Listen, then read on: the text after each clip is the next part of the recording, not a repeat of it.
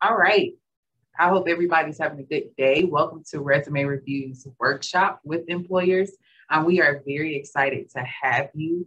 I'm going to actually ask a couple of questions before we dive into today's panel, just to kind of get a read of the room.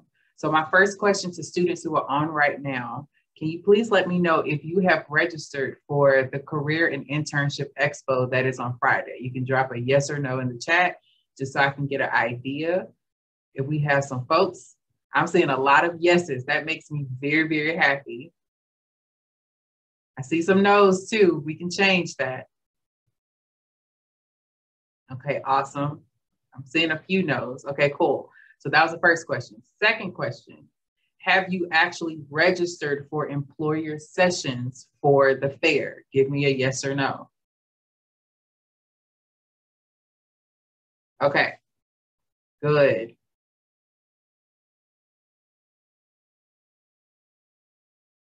Awesome. I'm seeing a lot of yeses, but I'm also seeing some no's as well. So I'm going to drop a video in the chat for those who have said no, that you have not registered for Expo, you have not registered for employer sessions. You're going to have to do both of those things in order to properly register. So this video will walk you through that process. I want you to save this video for later.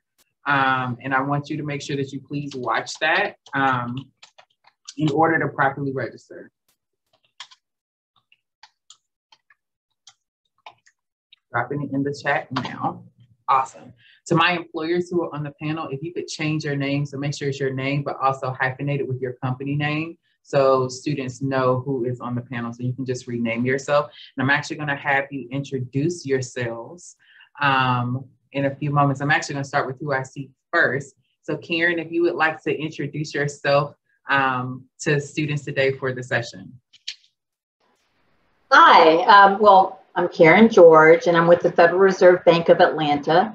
I'm a senior talent advisor, and what does that mean? That's essentially my job is to find awesome people to come join our organization, along with some other project-based work as well.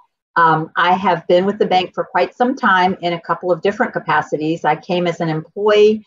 I left for more money and a higher title. And then realized how much I missed the Federal Reserve Bank of Atlanta and came back multiple times as a consultant, and then was fortunate enough to get rehired as an employee. And let me tell you something, I'm never leaving again. They'll have to push me out the door. But it's very nice to meet all of you, and I look forward to your questions. Awesome. Thank you so much for that, Karen. Marcus, would you be willing to introduce yourself as well, please? Yes, good afternoon all. My name is Marcus Cole. I am the director of a program here at Fannie Mae called Future Housing Leaders.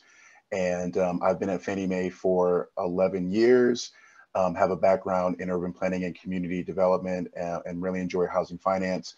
The program I lead here at Fannie Mae called Future Housing Leaders, our goal is to connect students like yourself to job opportunities in the housing finance industry and commercial real estate industry. So we have access to, I would say, 65 different employers who are looking for people just like you. So I'm really looking forward to engaging with you all today. Thank you for the opportunity, Meryl. Of course. Denisha, could you introduce yourself, please? Yeah, hi. Good afternoon, everyone. My name is Denisha Miller. I'm with Fannie Mae, like Marcus. I have been with the company about 10 years. I have played many roles in finance, in project management. I'm now doing management consulting, where I'm working with senior leaders on how to be better leaders, focusing primarily on employee empowerment, engagement, and lean management practices. So super excited to be with you guys and looking forward to a great session. Awesome. Stephanie, I see you. Can you please introduce yourself? Yes, hi everyone. My name is Stephanie Croston. I'm also with the Federal Reserve Bank of Atlanta, like Karen George is. I'm a talent advisor with them. I have a background in pharmacy as well as in the financial industry, with positions that I mainly focus on. A lot of IT roles is what I'm hired for. So I'm excited to meet everyone. And I've been with the bank for just over 2.5 years, but I've been recruiting for, oh, I'm too ashamed to name the number. So we'll leave it there. But it's nice to meet everyone. Thank you, Stephanie. I think I got all the employers on the call. If I didn't, please let me know before I go to our counselors and coaches. Awesome. So Keisha, if you could you introduce yourself? Hi, everyone. I am Keisha Hughes. I am the undergraduate career counselor for the business school. Currently, there is one career counselor that's handling all you wonderful students. So I'm so excited to be a part of this panel and have the opportunity to meet all the students. Thank you, Keisha. And I think our grad coach, Julie, is on. Julie, if you could please introduce yourself as well. Hi, I'm Julie Shaboon. I'm the Senior Graduate Career Coach at the Robinson College of Business, and I am also busy helping students get their resume in shape for this upcoming career fair and other opportunities to network with our amazing employers. And I'm really looking forward to sitting in on this session and hearing direct input from partners, like Karen and Marcus about what they expect to see on resumes. So thank you for participating. All right, awesome. So we are going to jump into some questions, but I want to do a few housekeeping things. Students, if you have questions as we dive into the conversation, feel free to drop them in the chat. If you want to say your question, there is a raise your hand feature under reactions on Zoom. So if you could do that, just so I can kind of keep it somewhat orderly, that would be awesome. And I'll make sure that I call on you. So panel, are y'all ready for these good questions that we have for you regarding resumes?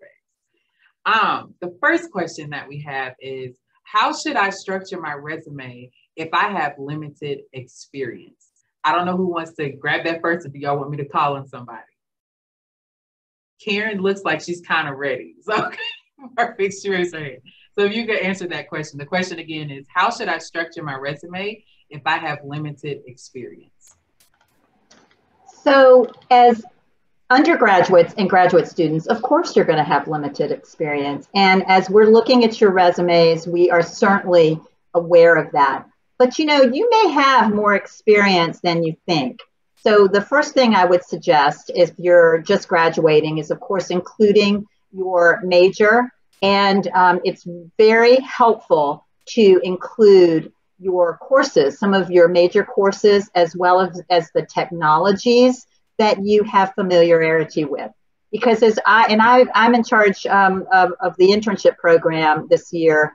And as I look at your resumes, I'm looking for those students with the majors that we are interested in. I'm looking for certain technologies, as I mentioned before.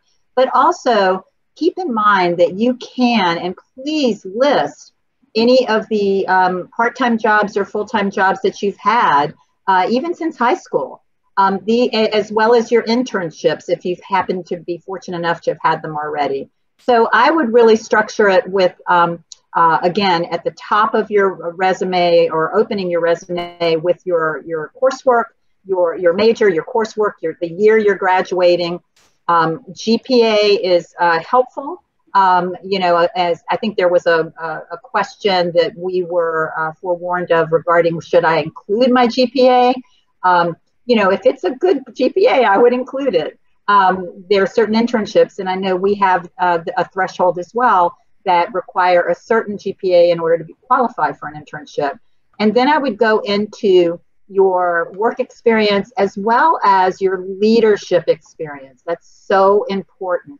As I say, you may think you have limited experience, but when you factor in so many of the activities that you've been involved in, as well as part-time jobs, you'd be surprised how much experience you do have. Your resume should not be more than a page long, though. It's your stage in your career. You should be able to fit everything on one page. Any questions about that? I don't think so. Marcus, did you want to join in and echo what Karen said? Do you have some additional thoughts on that? 100% echo everything that Karen said. I think that's great advice. The one thing that there's two things that I would encourage you to do. The first is, there's some variation in resumes, and I think the keys are what Karen already mentioned, adding those things. but also don't be afraid to begin your resume with a quick summary statement about what you're looking to achieve. For example, you're maybe a graduating senior majoring in economics with strong analytical skills. And what are you seeking? Seeking to leverage your skills to have an internship or an entry-level job. I think that's really important. In addition to that, I remember when I was in your shoes, I was an athlete at school, played football. And for those of us who have that type of dedication and commitment to other things, oftentimes there's not a chance to work. But the jobs that I did have were service industry jobs. I worked in a grocery store. And when I was able to articulate that grocery store from what the grocery store did holistically, right? So I quantified my experience from delivering, customer service, engaging with a number of transactions, things of that nature. So quantify your experience, even if you're doing jobs that you don't consider to be truly professional jobs. So that's it. That's awesome. Stephanie, did you want to chime in on this question? Yeah, so absolutely reiterate what's already been said, but I would also include maybe don't be afraid to put some projects or classwork that you've done that could reiterate and support some of the technologies or experiences that you could bring to the table with either your internship or job that you're applying for. So, because that can really help you as well. And it shows the recruiters that, hey, we can build upon what you've already got. I love it. Denisha, did you want to say something? I think you had your hand raised. I don't know if you. Yeah, I did. I was basically going to say what she said. I think it's important to also include outside activities, volunteer work, but then also I would include like projects, right? If you've done projects in school, I'm sure you guys have all had assignments where you've had to team up, right? And so demonstrating leadership roles and collaboration and problem solving. So detailing, the types of projects and your role in those projects. What did you solve? How did you go about it? I think those things are also really important to show your teamwork skills, your collaboration skills, and your ability to really solve problems. And also just about generally being curious about things. So I think those are also important to show some of the teamwork and projects that you've done in school is important, in addition to your volunteer work and et cetera. Yeah, awesome. Keisha, I know this question primarily probably would be for undergraduate students because I think that's where we get a lot of those questions. So did you have anything that you wanted to add to that?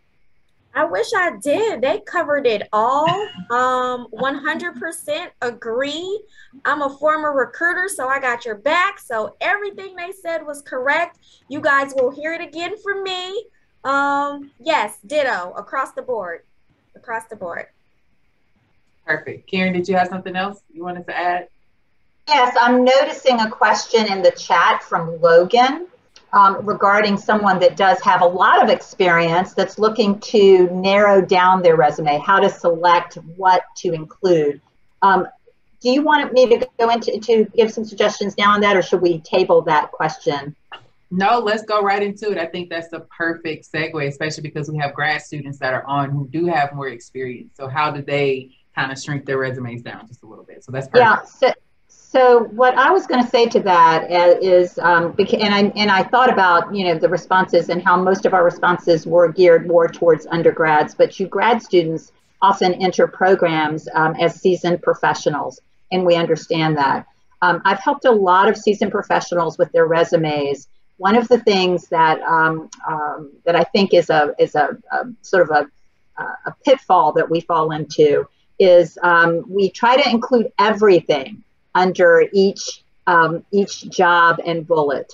What's really important, and I can't emphasize this enough, recruiters they get a lot of resumes, and they have to really review resumes quickly to see who draws them in, what experiences a candidate has, an applicant has that jumps off the page, right? That draws them into looking and wanting to know more about this applicant. That's if it's being seen with eyes. But now we're in an artificial intelligence world, and there are a lot of organizations that use artificial intelligence to filter resumes, to be the first filter for resumes. Now, what happens if you put all this stuff under one bullet, under one job? You are going to bury a lot of your key experiences in the second page of the resume, and artificial intelligence isn't going to pick it up, because they're looking for, a lot of the artificial intelligence is designed to pick up experiences that are in the first 2/3 of your resume, right? So you've got to be really mindful of that. What you need to think about for each of your job experiences is, what were the primary responsibilities and the primary contributions that you made. It's not important to put every single little thing, but you want to, and by the way, before you do that, tailor your resume to the actual job for which you're applying, because each job you apply for might be skewed more heavily towards one area of expertise that you have than another. So you're not just going to submit just one resume. You really need to tailor it according to the job description and the requirements. Of course, telling complete truth here. I'm not suggesting that you make anything up, but just prioritizing some of your bullets accordingly. So again, key responsibilities, key contributions, key information in the first 2/3 of your resume. And then that will draw the recruiter or those artificial intelligence eyes into your resume and to wanting to know more about your background. And then you can elaborate. I love it. Denisha, what are your thoughts? Yeah, I am also a former recruiter, and I echo everything she just said. I think it's so important not to try to put everything on your resume. I think a lot of resumes are very task-driven, almost like a checklist of every single thing that you've done. It's very important that instead of being task-driven, that it's very deliverables-driven. But most important, I think, like Karen said, I don't know how to kind of overemphasize, is that the resume should really tailor and match the position.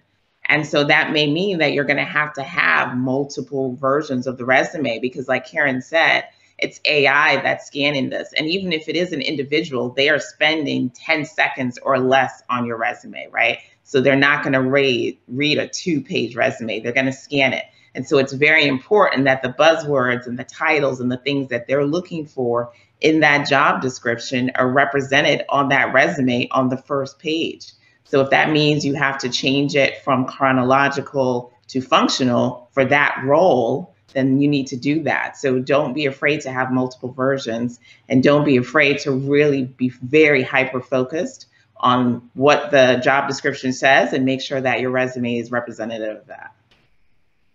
That's perfect. I want to dive into this question because I think we get this often, and so I would love to hear our coaches and our counselor and our employers answer this one. What is the difference between an objective and a professional summary, and do I need to include one? Keisha, I see your hand. You go ahead. Okay, so I'm always torn by this, which I'm pretty sure a lot of the recruiters and employers are really torn by it as well. Usually it's because, depending on your major, from my standpoint, they need to know. So for example, all my accounting students, they want to know if it's tax or audit. It's really important for you to have that objective there. Versus also, if you're a grad student, they do want a summary of what you have done previously or looking to do, versus just a regular objective that is telling your whole entire life story. Like, they don't want that. They really want to be very specific in what you're talking about and what you're looking to do, so that when they continue to read your resume, they understand exactly what you're looking for. I am not a fan of objectives, okay? So I'm always the one like, you don't need it. It's taking up space. It's a bunch of fluff. But I would love to hear what the recruiters and employers have to say about it. I'd like to jump in and address it also. I actually had this question from a grad student yesterday, and my take on that, what I tell them is an objective, is simply that. It's what what you want to achieve, what you're looking for.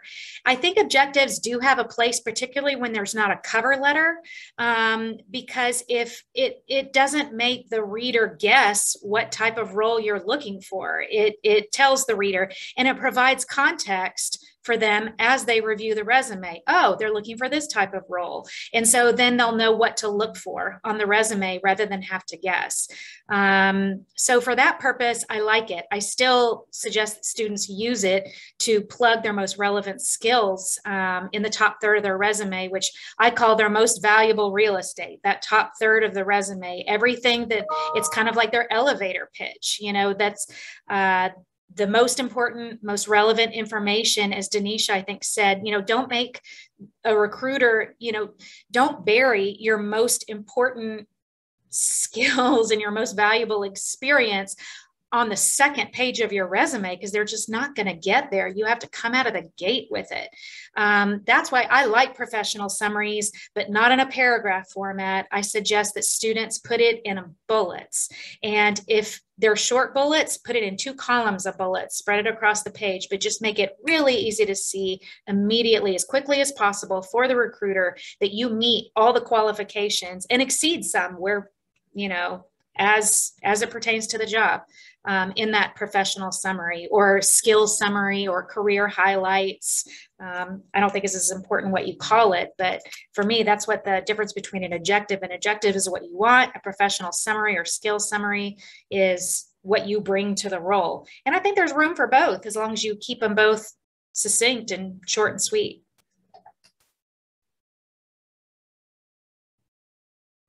Thank you. Do any of our employers have any perspective on the objective versus the professional summary? And when you all are looking at resumes, you know, is that important to you? Or for in your fields, is it not as important? Go ahead, Karen, I see your. So I love Julie's recommendation. Definitely less in a paragraph form, more in a bulleted form. One of the things I found, though, and I don't know how many of you feel this and maybe squirm in your chairs a little bit when you are asked to state what you want to do and what jobs you're looking for. Sometimes you don't really know, right? I mean, and that's that. Especially for undergraduates, that can be a big challenge where you think you're expected to know exactly what you want, and you don't always know. So oftentimes for those undergraduates, your objective is going to probably be more general.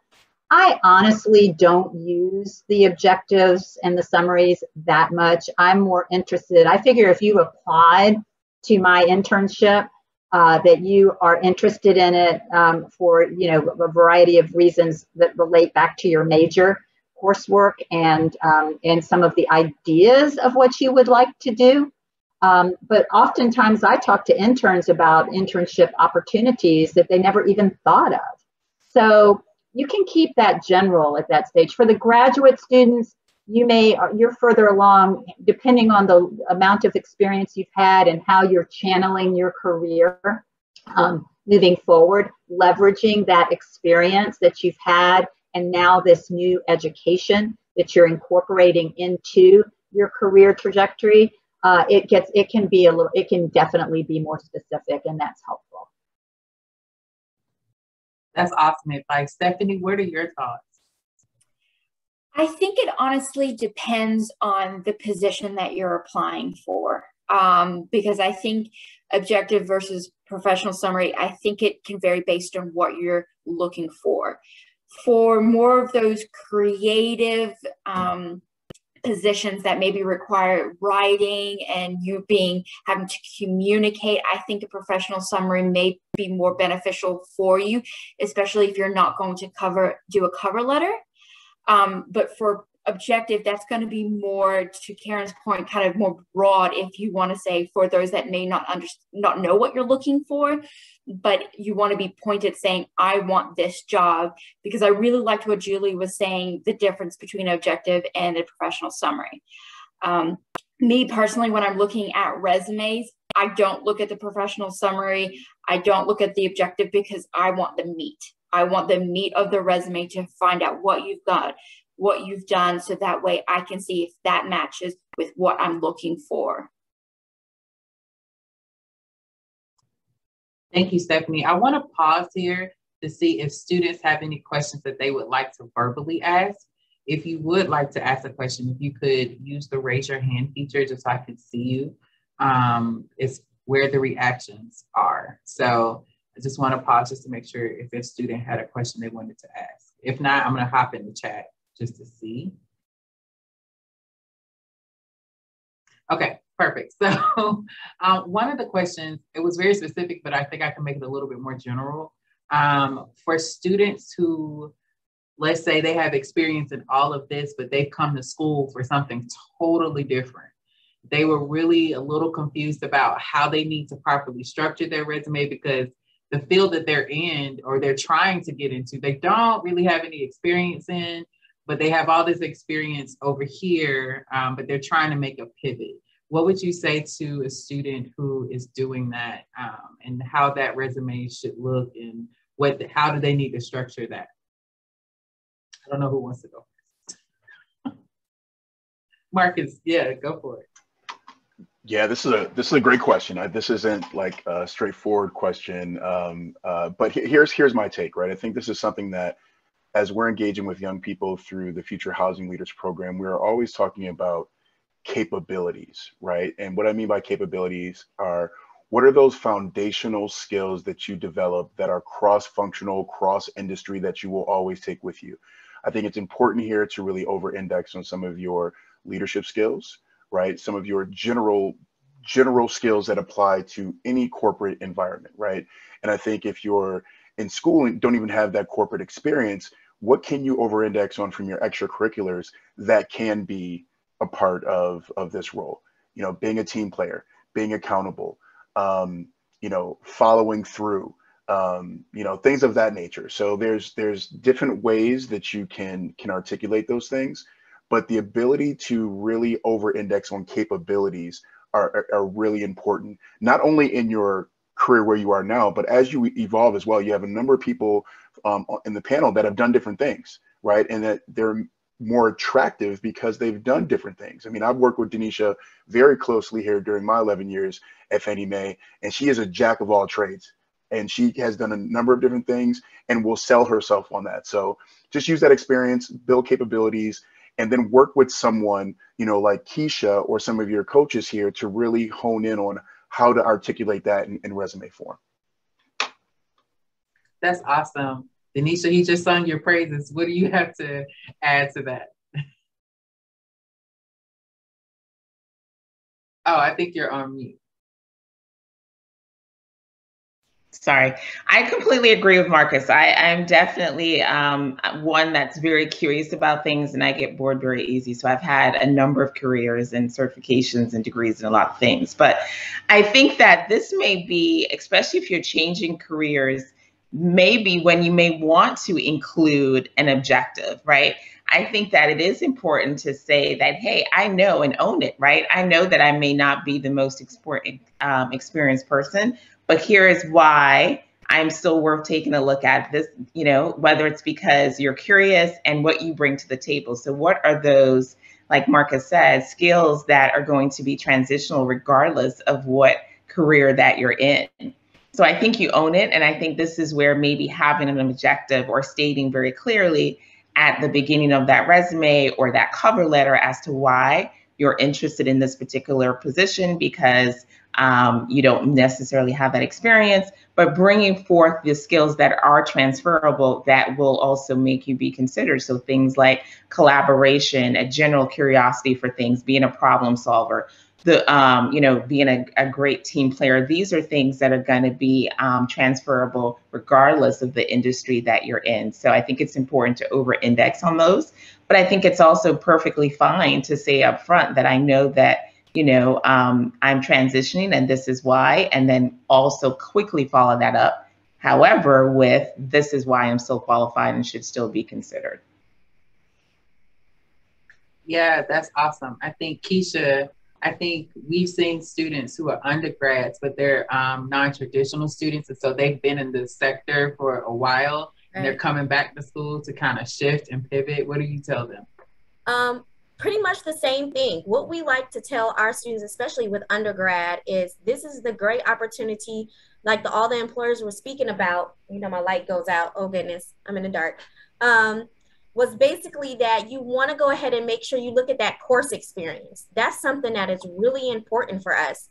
That's the opportunity when you start taking those classes and doing those projects, those are the things that you want to go ahead and bring out, along with the objective, like they spoke about. I mean, Danisha spoke about that, and that's so important as well. So when you start getting those course experiences and those projects, you want to add those because that can be used as your experience, as well as using those other skills from your leadership activities, your student organizations you want to bring to the forefront.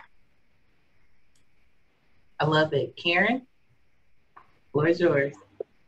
I just wanted to say a couple of other things. I agree with everyone. They great advice. I just want to say sometimes too, when you are pivoting, it may require you to adjust your expectations of what your next job is going to be.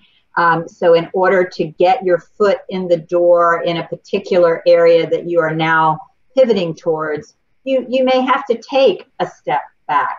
And that's just opening your willingness to do that in order to move forward in your next phase of your career.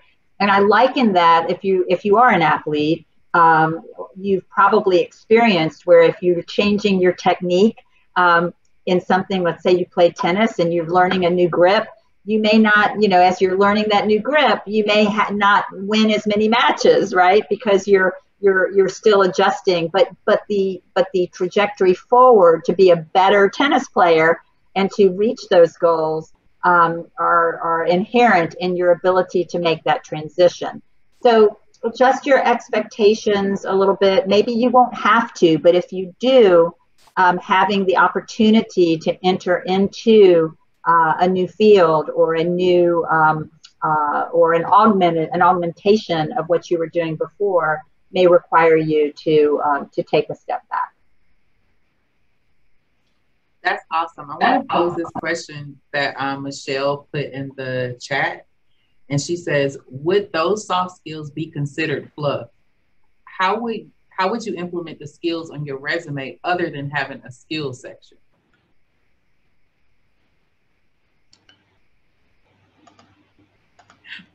I don't know. Sorry. So I guess I would need her to say a little bit more, Michelle, on what you say. What kind of soft skills would you consider? Would you say that someone would consider fluff? Like, if she could give an example, that would be helpful, maybe.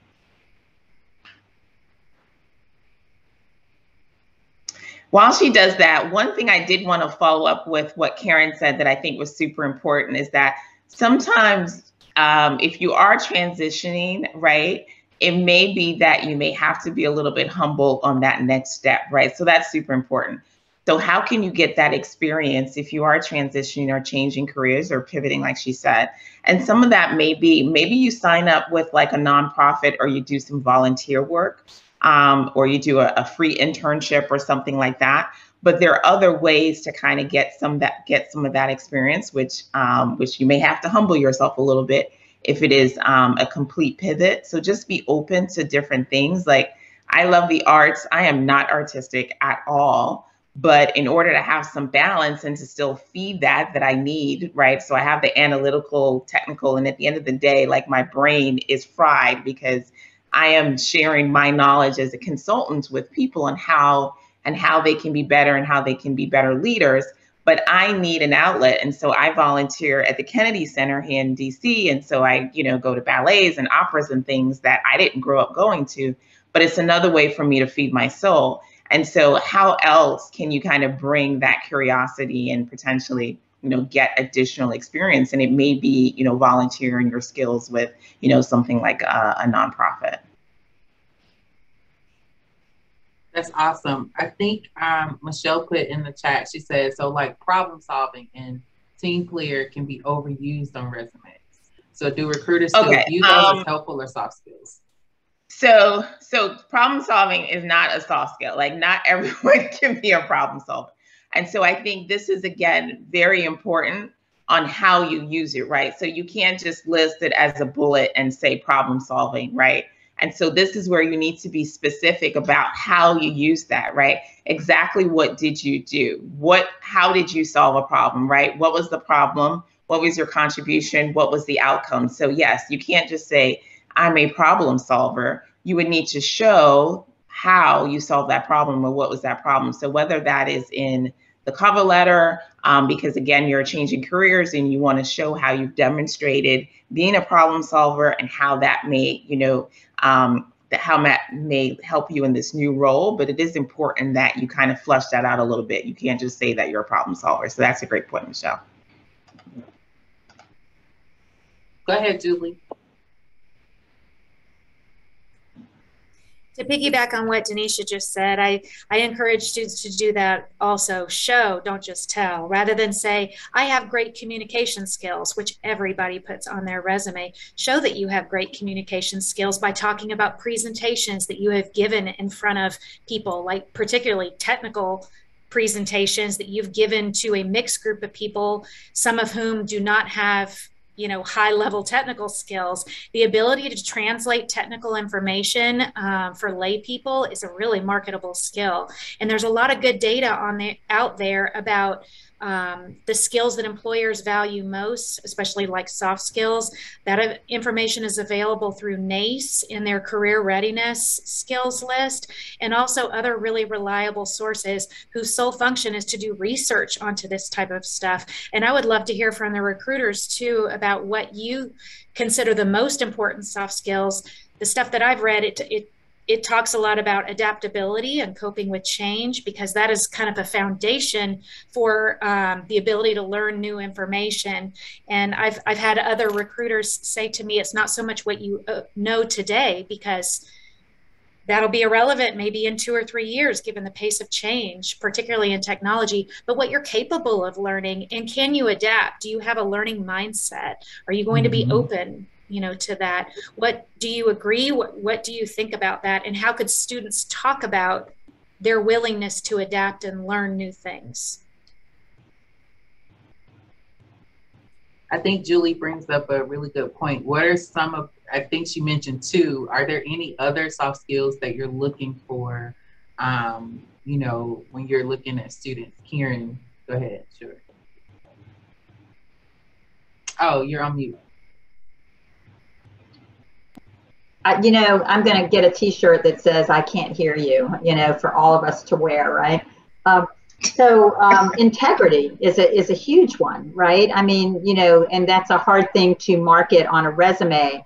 However, if accountability, organization, ability to organize, to prioritize, these are all skills, and communication is really key. How a student or a professional communicates can really, win them or lose them the job, because there is not a role out there in the job market that that doesn't require good communication. It's very, it used to be that if you were in IT and you sat in your workstation and could just code, and you'd be measured just for that. But that's no longer the case, because you are going to have to communicate to people like me who, I need IT for dummies, right? So you're going to have to be able to package what you do to a broad range of people and aptitudes for the subject that you're an expert in. So those are just some of my ideas. There are many, many more, though. I see Stephanie's got her hand up, and I'm sure she's got some great ones as well. Stephanie, what are your thoughts?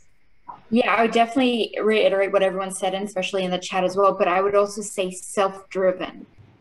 Managers nowadays don't have a lot of time to direct and give you assignments, making sure you're staying on top of it. They want progress reports, but you need to be able to take charge, see something that's done, and take that initiative to go ahead and start working on it. I would also say relationship building is also a great soft skill that I know I look for, especially in the IT realm, because relationships are going to get you key. I mean, undergrad and grad, if you can start networking and building those relationships, they're going to start helping you with your job searches when you're ready for it. So being able to start doing that is also going to definitely be key. And you can show a lot of these soft skills by, to the point Marcus made in the chat, quantifying it, putting examples and descriptions underneath projects or classwork or work experiences or even clubs that you've joined, that how you've worked to demonstrate problem solving, communication, relationships, things along that nature. You can put that into your resume. That's awesome. I want to address something that just got put in the chat that I think is a really good question to ask. And that is, how should students handle employment gaps? And are there gaps that are too big that would be concerning for employers? I think Jillian asked that question in the chat. So I want to kind of toss that out there to y'all to find out, how should they handle employment gaps? And are there some gaps that are so big that it would cause a little concern from the employer?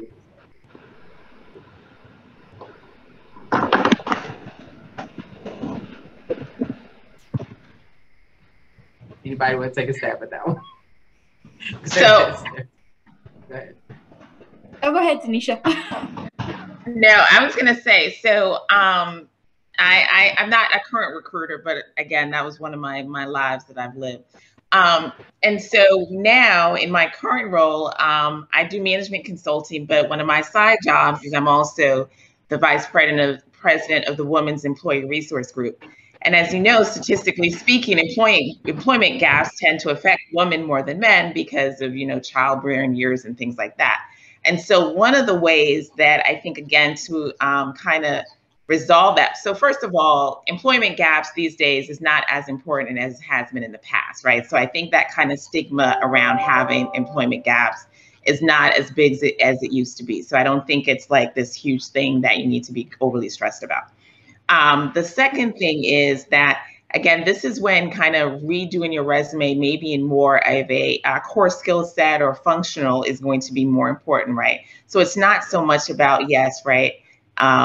What is that saying about, it's not like the number of years that you've lived, but it's the things that you've done, right? So again, showing the projects that you've worked on, maybe doing your resume in a more functional format that shows the skill sets and the projects that you've actually done is going to be more important versus just doing your resume in kind of that typical chronological order, because you want to show the most important skill sets that you bring to that role and not just, chronological. Also want to, while I'm have you, just kind of follow up, because I think there was a question there around if I have 15 years of experience, right? So regardless of the years of experience, your resume shouldn't be more than 2 pages. So this is when, if you have a number of years of experience, maybe you just put the title, right? So, senior financial analyst, and you put the years, right? Analyst, and you put the years. So that's when you use kind of that bulleted format. You don't need to go back, all the years to that experience. Again, it should not be task driven. So just put the title and the year, or, multiple roles, and then just the year or something like that in order to address that question that someone asked about 15 plus years. Thanks, Tanisha. Stephanie, what are your thoughts? So I have mixed feelings about the gaps. Most of the gaps nowadays can be self-explanatory, especially around COVID or during the financial crisis, and a lot of people lost positions and things like that. So a lot of gaps can be self-explanatory based on kind of what's going on in the world today in the economy. But there are some gaps that I feel like maybe do need to be explained a little bit, but most of the time the recruiters, and I don't want to speak for others, but I know for me that if I see large gaps, I'm going to ask you a little bit about it. Don't need to go into super detail about from 2000 to 2005, I went to Hawaii and sat on the beach, which I would love to do, but you don't need to go into that much detail.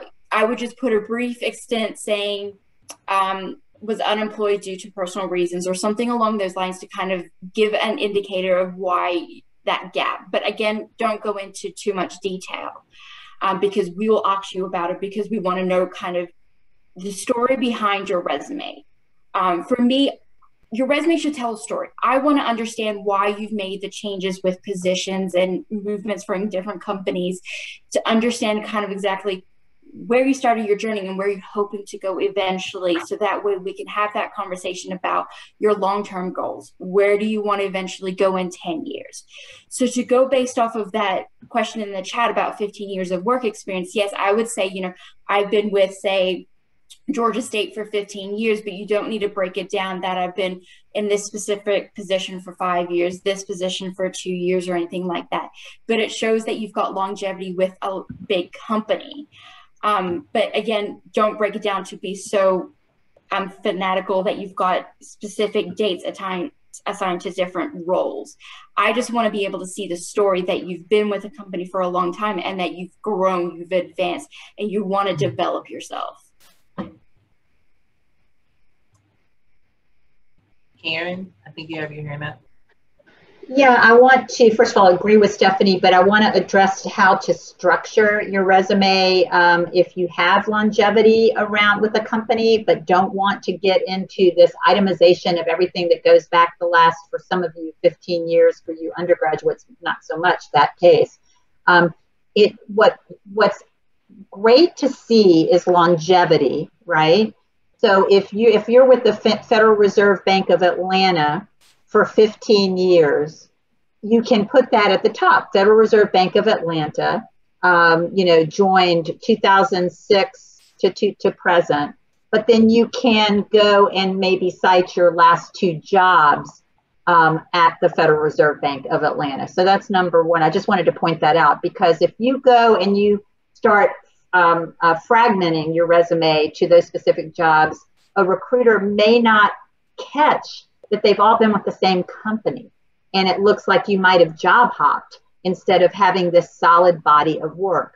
Now, going in the reverse to the original question around gaps, I had this happen with a close family member that took time out to have children, to be a mom and have her kids. And she's an electrical engineer and put a lot of time and effort into getting that degree and building a career in that space. And what I told her before she quit her job to go out on maternity leave and then ultimately to stay home a little bit longer is try to, during your gaps, if you haven't already, if you have the opportunity to take this advice, do some professional development during that gap if you can, so it doesn't look like this big hole. So if you're an electrical engineer that's taking 5 years off to be home with your children and you're going, okay, how do I re-enter this workspace and explain this gap? First of all, people understand that you took time off for your family, but try to include some examples of professional development that you might have done to keep yourself relevant during those gaps, if that makes sense. So maybe a certification, maybe a workshop, courses, whatever you can include. Thanks, Karen. I actually want to ask this question that Adam just put in the chat, and then I'm going to ask the question that Kush put in the chat as well, because I think it's an excellent question. So Adam's question was, how should I structure a position if I was with the same company but worked for different locations at once, so it does not look like I was job hopping?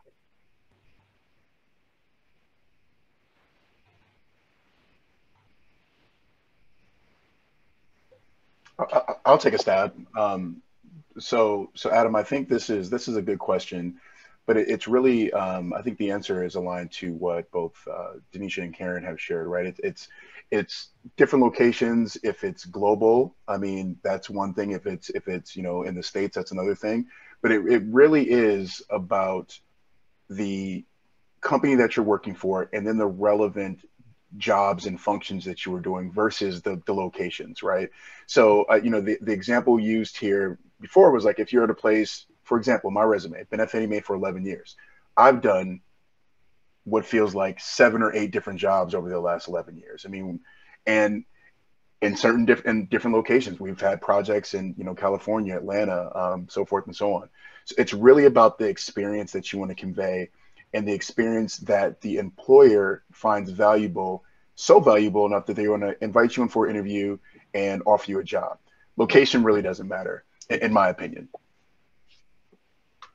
Awesome. Denise, yeah, I agree with that. I think location would be important maybe if you are, deciding you want to go into, maybe management consulting or international business or something like that. And maybe they want to know like, oh, you've had experience working, with Asian partners or something like that.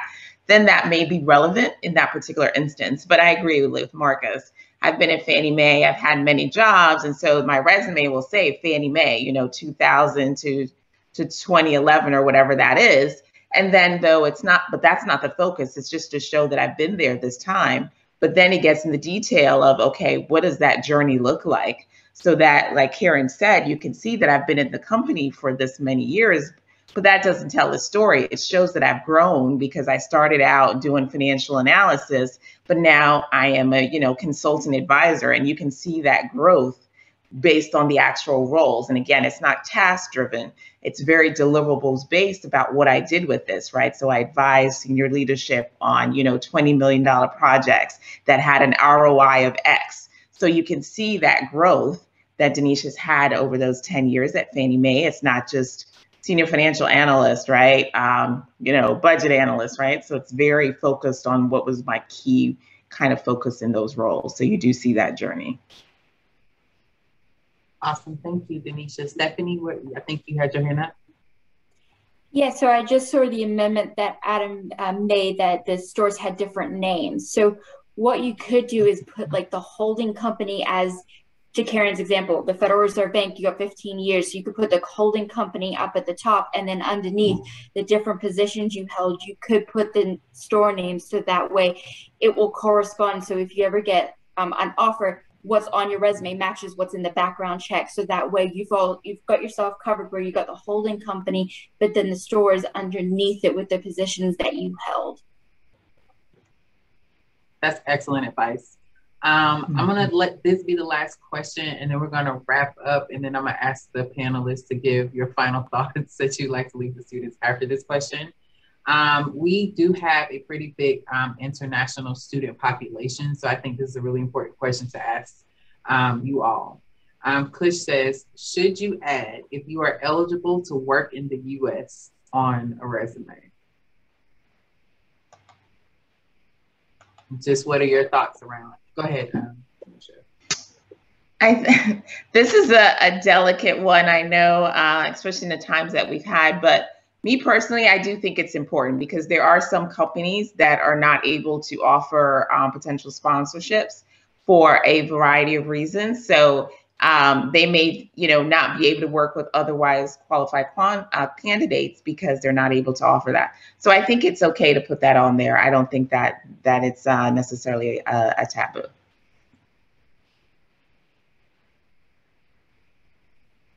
Karen, what are your thoughts? So again, it's very sensitive, but I know, for example, at the Federal Reserve Bank, there are certain positions that require a certain status of authorization in order to be considered for the position.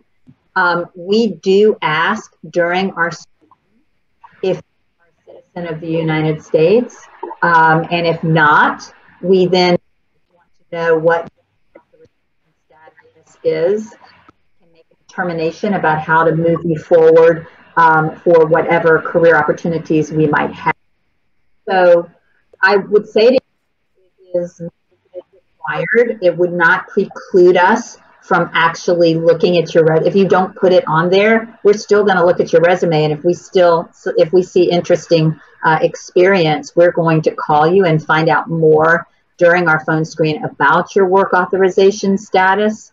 But it is something we have to consider. As a matter of fact, in our job applications, it asks some work authorization questions that will, again, identify what your work authorization standing is. So I would say to you, it's helpful for us, but it's not a requirement. Can I just address one other question too around that, and that has to do with pictures. There was, if we have time, So I saw it. Yeah, because it's also relevant, again, because, you know, as we look at resumes, as we as talent advisors, which is another name for recruiter, look at resumes, we are very diligently and focused on eliminating as much conscious and unconscious bias in the selection process. All right. So we want to judge you by your qualifications, by your education, what field you're going into, what work you've had, what courses you've taken, what projects you've worked on. We don't want to evaluate your or assess your status, your candidacy status based on the way you look. We don't want that. And we also don't want to base our decision, you know, on ethnicity. We are really trying to eliminate that in our decision-making process.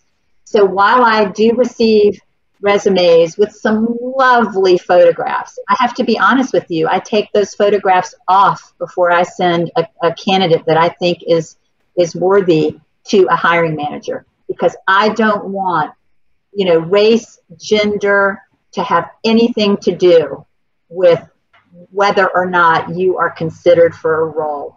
We all, and I can tell you that's part of the oxygen we breathe at the Federal Reserve Bank of Atlanta. We are so about diversity, equity, and inclusion. And all of our hiring managers breathe that same oxygen. But we're human beings, right? And the more that you put out there, the greater the potential for some kind of unconscious bias to, you know, to filter in. So please don't put your pictures on there. That's my long way of stating. Thank you so much for saying that. Really appreciate it. I really want to thank Karen, Denisha, Stephanie, Julie, Keisha, Marcus for just taking time out to just be on the panel, answer some questions. Before we officially wrap up though, Keisha or Julie or both, I don't know if you all want to quickly talk about some of the resources that the CAC has in order to assist students with their resumes. And even if they need a professional headshot, not to go on the resume, but just to have, just to kind of give some guidance there of how our office can assist them in that. So Keisha, I'll let you go first for the U-Grad. Absolutely. So we definitely would like you to come visit us at 55 Park Place on the 12th floor to get your headshot, or to come visit me to talk about your resume or your career opportunities with one of these lovely employers. We definitely want you to go ahead and do that. We also have a VMOC system for grad and undergrad that really allows you to dive deep into your resume. And so we'll be able to go in depth with that too, with your career coach for grad and undergrad, to help you really dive deep and get those keywords that these lovely employers were speaking to you about through those AI systems, that will pick them up, and we'll be able to bring those out through our VMOC system that does that for you with our smart editor. So Sherry has actually put that in the chat for us earlier. If you haven't if you didn't have a chance to